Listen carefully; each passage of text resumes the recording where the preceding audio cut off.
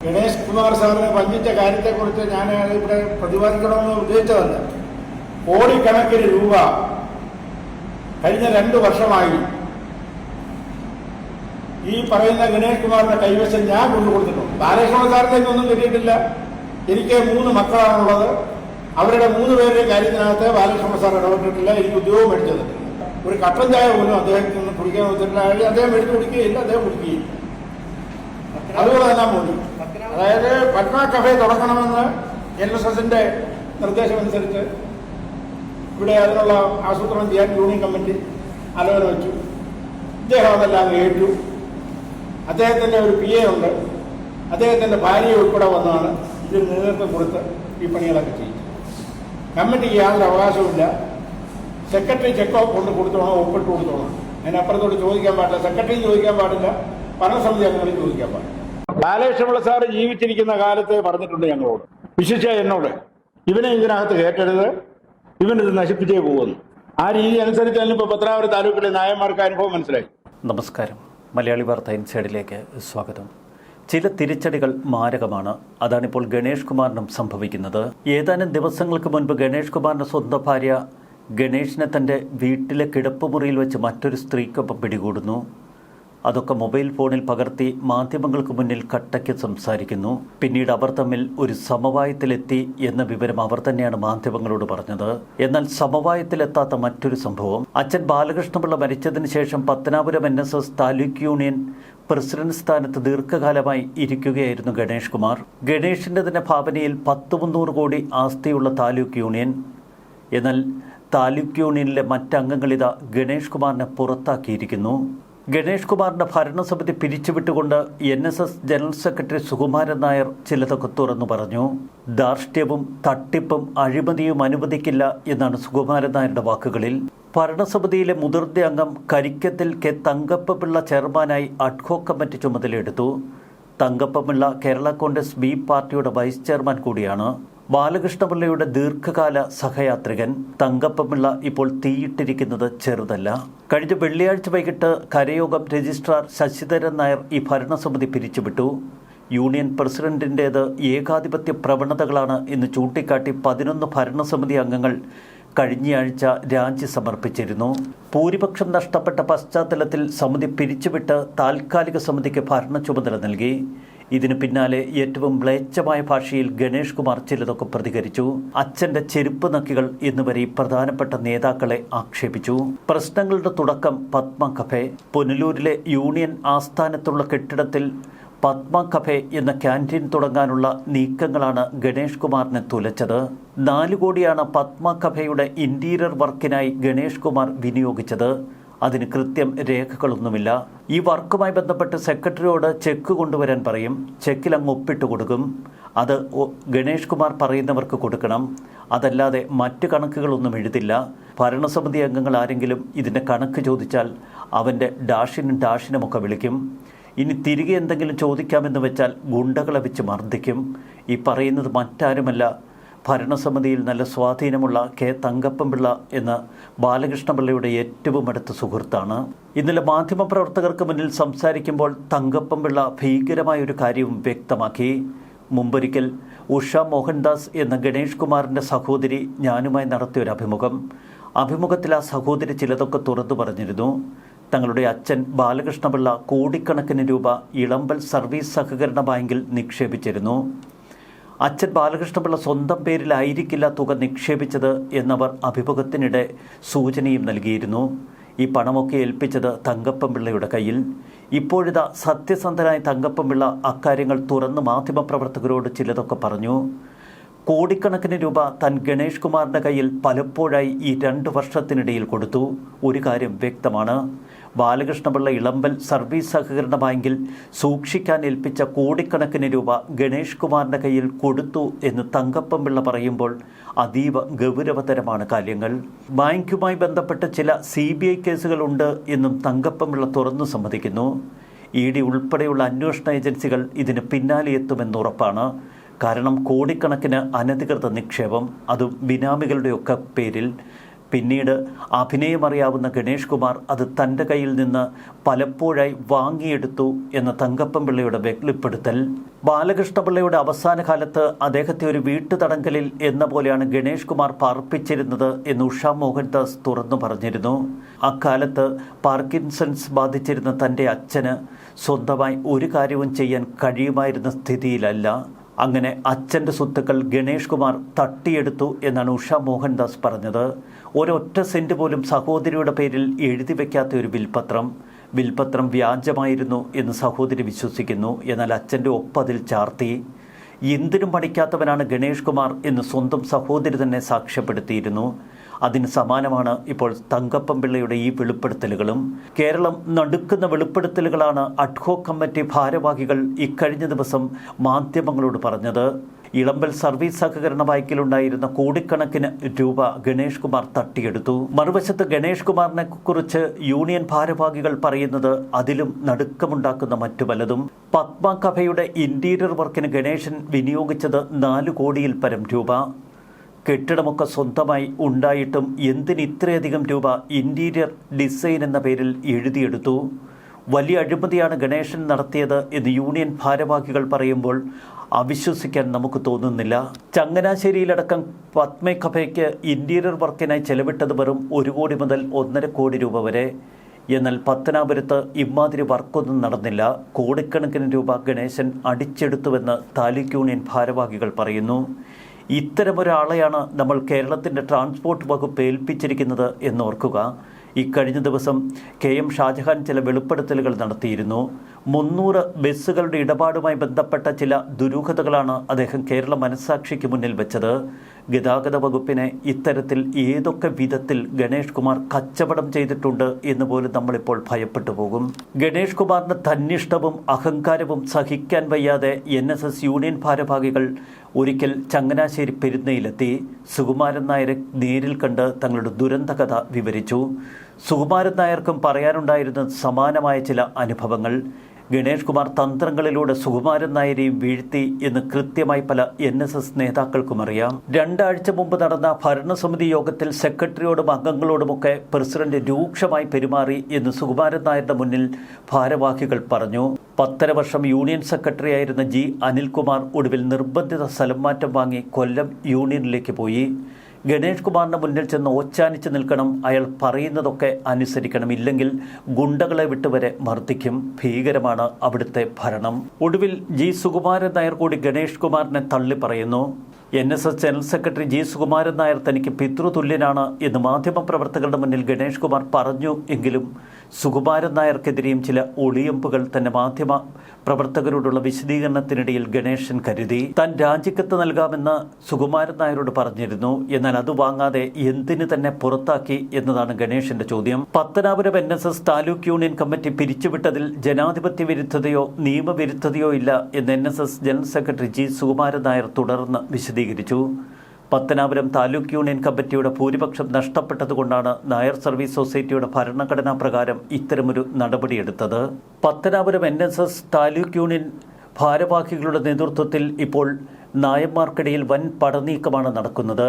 ഗണേഷിനെ NSSന്റെ അധ്യക്ഷ സ്ഥാനത്ത് നിന്ന് മാറ്റണമെന്നാവശ്യപ്പെട്ട് ഒരാഴ്ച മുൻപാണ് പടയൊരുക്കം തുടങ്ങിയത്. കഴിഞ്ഞ വർഷം സെപ്റ്റംബർ മാസത്തിൽ NSS പത്തനാപുരം താലൂക്ക് യൂണിയന്റെ അധ്യക്ഷനായി വീണ്ടും ഗണേഷ് കുമാർ തെരഞ്ഞെടുക്കപ്പെട്ടിരുന്നു. സർക്കാരും NSSും തമ്മിലുള്ള ബന്ധത്തിന്റെ പ്രധാന പാലങ്ങളിലൊന്നാണ് ഗണേഷ് കുമാർ എന്ന് പൊതുവെ പറഞ്ഞു കേൾക്കുന്നു. സുകുമാരൻ നായരെ പിണറായി വിജയനോട് അടുപ്പിച്ചത് ഗണേഷ് കുമാറിന്റെ തന്ത്രങ്ങളാണ്.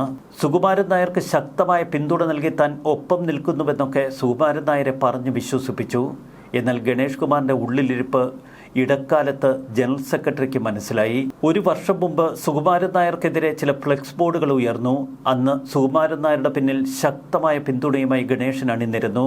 4 നായന്മാർ കൂടിയാൽ ഫ്ലെക്സ് ബോർഡ് വയ്ക്കാമെന്നും സുകുമാരൻ നായരുടെ നിലപാടുകളിൽ രാഷ്ട്രീയമില്ലെന്നും ഗണേഷ് കുമാർ അന്ന് മാധ്യമപ്രവർത്തകരോട് വിശദീകരിച്ചിരുന്നു. നായന്മാർക്കിടയിൽ അന്തഛിദ്രമുണ്ടാക്കാനുള്ള കോൺഗ്രസിന്റെ ഗൂഢപദ്ധതിയാണ് ഇപ്പോൾ നടക്കുന്നത് എന്നൊക്കെ ഗണേഷ് പറയുന്നു.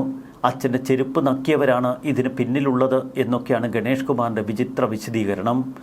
മറുവശത്ത് പത്തനാപുരം താലൂക്ക് കമ്മിറ്റി ഒന്നുമില്ലാതിരുന്ന കാലമൊക്കെ ഗണേഷ് കുമാർ ഓർമ്മപ്പെടുത്തുന്നു. പതിറ്റാണ്ടുകൾക്ക് മുൻപ് തൻ്റെ അച്ഛൻ പടുത്തുയർത്തിയതാണ് പത്തനാപുരം NSS താലൂക്ക് കമ്മിറ്റി. ഇന്ന് 300 കോടി രൂപയുടെ ആസ്തിയുണ്ട്. വെറുതെയല്ല ഗണേഷ് കുമാറിനെ പിരിച്ചുവിട്ടത് എന്ന് സുകുമാരൻ നായർ ഇപ്പോൾ കട്ടയ്ക്ക് പറയുന്നു എങ്കിൽ സുകുമാരൻ നായർക്ക് ചില ബോധ്യങ്ങൾ വന്നിരിക്കുന്നുവെന്നർത്ഥം. ഗണേഷ് കുമാറിൻ്റെ അഭിനയം ഇപ്പോൾ സുകുമാരൻ നായരുടെ മുന്നിൽ വിജയിക്കുന്നില്ല. ഭൂരിപക്ഷം NSS അംഗങ്ങളും ആസ്ഥാനത്തെത്തി യൂണിയൻ പ്രസിഡന്റിന്റെ ഏകാധിപത്യ പ്രവണതകൾക്കെതിരെ എതിർപ്പറിയിച്ചു എന്ന് സുകുമാരൻ നായർ തന്നെ തുറന്നു പറഞ്ഞു. NSS സ്ഥാനത്തു നിന്ന് തന്നെ മാറ്റിയതിന്റെ പേരിൽ വോട്ടൊലിച്ചു പോകില്ല എന്ന് പിന്നീട് ഗണേഷ് കുമാർ NSSനെ പരിഹസിച്ചു. ജനറൽ സെക്രട്ടറി സുകുമാരൻ നായരെ പിതൃതുല്യൻ എന്ന് വിശേഷിപ്പിക്കുന്നുവെങ്കിലും മറുവശത്ത് സുകുമാരൻ നായർക്ക് നേരെയും കടുത്ത ആക്രമണം. ജീവിച്ചിരിക്കുന്ന കാലം മുഴുവൻ സുകുമാരൻ നായർക്കൊപ്പം നിൽക്കണമെന്ന് അച്ഛൻ തന്നെ ഉപദേശിച്ചിരുന്നുവെന്നാണ് ഗണേഷ് കുമാർ ഇപ്പോൾ പറയുന്നത്. ഇല്ലെങ്കിൽ താൻ ഉപേക്ഷിച്ചേനെ എന്ന അർത്ഥത്തിൽ. പത്മ കഫേ നിർമ്മാണത്തിൽ താൻ പണമെടുത്തു എന്ന് പറയുന്നവരുടെ തലയ്ക്കെന്തോ കുഴപ്പമുണ്ട്. മന്നത്ത് പത്മനാഭൻ 64 വർഷം മുൻപ് R. ബാലകൃഷ്ണപിള്ളയെ ചുമതലയേൽപ്പിക്കുമ്പോൾ പുനലൂരിൽ ഒരു ചെറിയ മുറിയിൽ പായിട്ടായിരുന്നു തുടങ്ങിയത്. കേരളത്തിലെ ഇന്ന് തലയെടുപ്പുള്ള മിക്ക പ്രസ്ഥാനങ്ങളുടെയും തുടക്കം അങ്ങനെയായിരുന്നു എന്ന് ഗണേഷിന് ഓർക്കണം. കോടിക്കണക്കിന് രൂപ കണ്ടുവളർന്നയാളാണ് താൻ എന്ന് ഗണേഷ് പറയുന്നു. തനിക്ക് പണത്തിൻ്റെ ആവശ്യമില്ല. അത്തരമൊരു ഗണേഷിനെ കുറിച്ചാണ് മുൻപ് ഉഷ മോഹൻദാസ് പറഞ്ഞത്. ഇതുപോലെ പണത്തിന് ആർത്തി തൻ്റെ സഹോദരനുണ്ട് എന്ന് മനസ്സിലാക്കിയപ്പോൾ താൻ തകർന്നുപോയി എന്ന്. അച്ഛൻ്റെ എച്ചിൽ നിന്നവർ നന്ദികേട് കാട്ടി എന്ന് KB ഗണേഷ് കുമാർ പരിഹസിക്കുന്നു. ചിലർ ഒഴിച്ചാൽ പത്തനാപുരത്തെ ജനങ്ങൾ സ്നേഹമുള്ളവരാണ്. ഒടുവിൽ മന്ത്രി ഗണേഷിനെ NSSും കൈയൊഴിയുന്നു. നേരത്തെ കൈയൊഴിഞ്ഞ ഭാര്യ പിന്നീട് ചില ഒത്തുതീർപ്പ് വ്യവസ്ഥകളുടെ പേരിൽ ഗണേഷുമായി ഇലക്ഷൻ വരെ ഒത്തുപോകാനുള്ള തീരുമാനമെടുത്തിരുന്നു.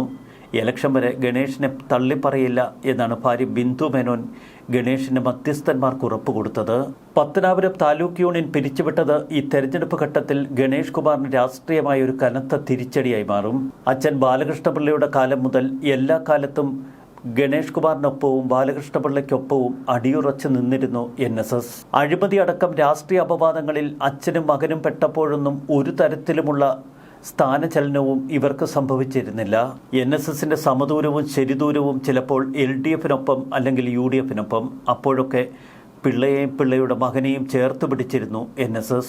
പത്തനാപുരം താലൂക്ക് യൂണിയൻ ആസ്ഥാനമായ പുനലൂരിൽ പത്മ കഫേ നിർമ്മിച്ചതിൽ അഴിമതിയുണ്ട് എന്ന ആരോപണം ആദ്യം ഉന്നയിച്ചത് യൂണിയൻ ഭരണസമിതി അംഗം വേണുകുമാർ. എന്നാൽ വേണുകുമാറിനെ ഗണേഷിന്റെ ഗുണ്ടകൾ മർദ്ദിച്ചു. കേരള കോൺഗ്രസ് B പ്രവർത്തകരാണ് വേണുകുമാറിനെ മർദ്ദിച്ചത്. ഒതുക്കി തീർക്കാൻ കഴിയാത്ത വിധത്തിൽ സംഭവങ്ങൾ വളർന്നു. ഇതിനെ തുടർന്ന് NSS നേതൃത്വത്തിലേക്ക് പരാതി പോയി. യൂണിയൻ ഭാരവാഹി അംഗങ്ങൾ തുടർന്ന് രാജിവെച്ചു. എല്ലാം കൈവിട്ടു പോകുന്ന കാഴ്ച. ഗണേഷിന്റെ ഭാര്യ ബിന്ദു മേനോൻ ഗണേഷിനെതിരെ അബദ്ധസഞ്ചാരം ആരോപിച്ച് രംഗത്തെത്തിയതിന് തൊട്ടു പിന്നാലെയാണ് ഇപ്പോൾ പത്തനാപുരം NSS താലൂക്ക് യൂണിയനിലുള്ള ഈ പൊട്ടിത്തെറി. ഒരു കാര്യം വ്യക്തമാണ്, അഭിനയം കൊണ്ട് എല്ലാം മറികടക്കാൻ കഴിയില്ല. പലപ്പോഴും വേദനിക്കുന്നവരുടെ മനസ്സ് അത് നിങ്ങളെ വേട്ടയാടും. അതുതന്നെയാണ് ഉഷ മോഹൻദാസിൻ്റെ കാര്യത്തിൽ നമ്മൾ കണ്ടത്. ഇപ്പോഴിതാ പത്തനാപുരം പോലൊരു സ്ഥലത്ത് NSS താലൂക്ക് യൂണിയൻ ഒന്നാകെ ഒലിച്ചു പോകുന്ന കാഴ്ച നോക്കി നിൽക്കേണ്ടി വരുന്നു ഗണേഷ് കുമാറിന്. വിധി അത് നൽകുന്നത് കടുത്ത പാഠങ്ങൾ തന്നെ. മറുവശത്ത് അച്ഛൻ ബാലകൃഷ്ണപിള്ളയെ മർദ്ദിച്ചിട്ടുണ്ട് ഗണേശൻ എന്ന് അദ്ദേഹത്തിൻ്റെ സഹോദരി തന്നെ വ്യക്തമാക്കിയിരുന്നു. അച്ഛൻ്റെ പണം ഇളമ്പൽ സർവീസ് സഹകരണ ബാങ്കിൽ സുരക്ഷിതമായി ഏതൊക്കെയോ വിധത്തിൽ അവിടെ ഇട്ടിരുന്നു എന്നത് വ്യക്തമാക്കുന്നതാണ് തങ്കപ്പൻപിള്ളയുടെ വാക്കുകൾ. ഈ കോടികളും സ്വത്തുക്കളും അടിച്ചെടുക്കാനുള്ള ആർത്തി, മറുവശത്ത് തൻ്റെ ചോരയെപ്പോലും ചതിക്കാനുള്ള മനസ്സ്. ഒടുവിലിത ഗണേശന് NSSൽ നിന്ന് കിട്ടുന്നത് സമാനതകളില്ലാത്ത തിരിച്ചടി. ഇളമ്പൽ സർവീസ് സഹകരണ ബാങ്കിലെ ആ കള്ളപ്പണം തേടി എൻഫോഴ്സ്മെന്റ് ഡയറക്ടറേറ്റും CBIയും ഒക്കെ വീണ്ടും എത്തുമോ? കാത്തിരുന്ന് കാണാം. ബാലകൃഷ്ണപിള്ള സാറ് ജീവിച്ചിരിക്കുന്ന കാലത്ത് പറഞ്ഞിട്ടുണ്ട് ഞങ്ങളോട്, വിശേഷിച്ച എന്നോട്, ഇവനെ ഇതിനകത്ത് കേട്ടരുത്, ഇവനിത് നശിപ്പിച്ചേ പോകുന്നു. ആ രീതി അനുസരിച്ചാണ് ഇപ്പോൾ പത്തനാപുരം താലൂക്കിലെ നായന്മാർക്ക് അനുഭവം മനസ്സിലായി. എന്നിട്ട് അദ്ദേഹം പറയുന്നത്, എനിക്ക് ഉറക്കം വരാത്ത രാത്രിയിൽ യേശുവിനെ പ്രാർത്ഥിച്ച ഉറക്കം വരുമെന്നാണ്. എന്നാൽ പിന്നെ അയാൾ യൂണിയൻ പ്രസിഡന്റായിട്ടിരിക്കുന്നത് എന്തിനാ പള്ളി ഉപദേശിച്ചിട്ട് പോയത്? ഒരു കേസായപ്പോൾ അദ്ദേഹം പറഞ്ഞത്, അടികൊണ്ട വേണുവും അടിച്ച വിഷ്ണുവും കേരള കോൺഗ്രസ്സുകാരാണ്, ഞങ്ങൾ തീർത്തോളാന്നാണ്. പക്ഷെ വേണു കേസിന് പോയി കഴിഞ്ഞിട്ട് ഞങ്ങൾ കൂട്ടായി ആലോചിച്ചു.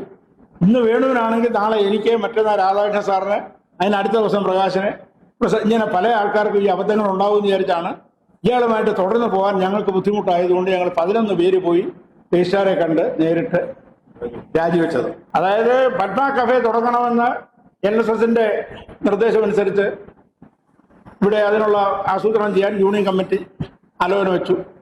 അദ്ദേഹം അതെല്ലാം ഏറ്റു. അദ്ദേഹത്തിൻ്റെ ഒരു PA ഉണ്ട്.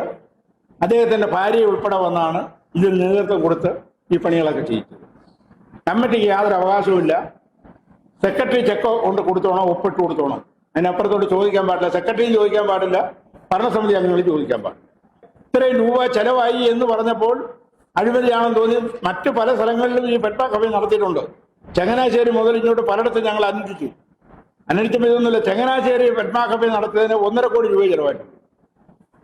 ഞങ്ങൾ അവിടെ അന്വേഷിച്ചപ്പോൾ കൊട്ടാരക്കരയെ നടത്തിയപ്പോൾ അവിടെ 1 കോടി രൂപ താഴെയായിട്ടുള്ളൂ. പുനലൂരിൽ മാത്രം 4 കോടി പുറത്തായി. കെട്ടിടം ഉണ്ടാക്കിയിട്ട് അതെല്ലാം നേരത്തെ ഉള്ളത് തന്നെ. കെട്ടിടം വെട്ടി മുങ്ങിച്ചു. പത്തനാട് താലൂക്കിലെ നായന്മാർക്ക് ഇരുന്ന് പൊതുയോഗം കൂടുള്ള സ്ഥലം വെട്ടി കീറി പല കഷ്ണമാക്കി വെച്ചു. അത്രയും ഒരു ഉപകാരം ചെയ്തു. ഇപ്പൊ പൊതുയോഗം കൂടണമെങ്കിൽ എവിടെങ്കിലും മറ്റ് ആളുകൾ അന്വേഷിച്ച് പോകേണ്ട ഗതികേടാണ് വന്നിരിക്കുന്നത്. ഞാൻ കേരള കോൺഗ്രസ് പാർട്ടിയുടെ ഗണേഷ് കുമാർ നേതൃത്വം കൊടുക്കുന്ന പാർട്ടിയുടെ സംസ്ഥാന വൈസ് ചെയർമാനാണ് ഇപ്പോഴും. ഞാൻ രാജിവെച്ചിട്ടില്ല, എന്നെ പുറത്താക്കിയിട്ടില്ല. ഇപ്പോഴും ഞാൻ കോൺഗ്രസ് പാർട്ടിയായിട്ട് എനിക്കൊരു ബന്ധവുമില്ല, മാർക്സിസ്റ്റ് പാർട്ടിയായിട്ട് യാതൊരു ബന്ധവുമില്ല. ഞാൻ കേരള കോൺഗ്രസ്സുകാരനായിട്ട് ഇപ്പൊ നിൽക്കുന്നു. എന്നെ വേണ്ടാന്ന് നോക്കിയ സമയത്ത് ഞാനും വേണ്ടാന്ന് നോക്കും. പക്ഷേ അനീതിക്ക് കൂട്ടി നിൽക്കാൻ നിൽക്കുകയില്ല. അത് മാധ്യമങ്ങളുടെ ഇടയിൽ ഒക്കത്തില്ലെങ്കിൽ പോലും അദ്ദേഹത്തിന്റെ സമ്പാദ്യം എന്നെ ഏൽപ്പിച്ചിരുന്നതാണ്. അദ്ദേഹത്തിന്റെ കാലശേഷം ഇദ്ദേഹത്തിന്റെ അഭിനയം കൊണ്ട് കൊടുക്കേണ്ടി വന്നു.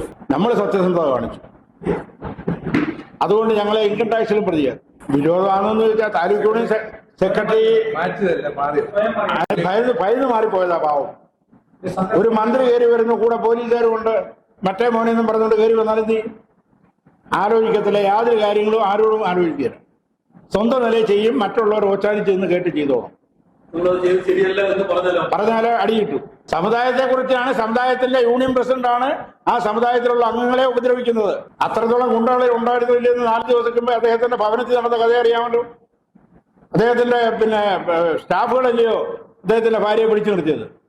നേതാവ് പറഞ്ഞതിന് ഞാൻ കൊടുത്തോളാം ആളമില്ല. പണ്ട് ഞാനൊന്ന് കൊടുത്ത 3 കൊല്ലം ശബ്ദിച്ചില്ല. പിന്നെ ശബ്ദിച്ചിട്ടില്ല. അതൊക്കെ എനിക്കറിയാം. അതിനുള്ള പണികൾ എൻ്റെ കയ്യിലുണ്ട്. ഞാനും അവിടെ ആണല്ലോ ജീവിക്കുന്നത്. അങ്ങനെയൊന്നും മാർക്സിസ്റ്റും RSS ഒന്നും കാണിച്ച് ഭയപ്പെടുന്ന കാലമൊക്കെ കഴിഞ്ഞു.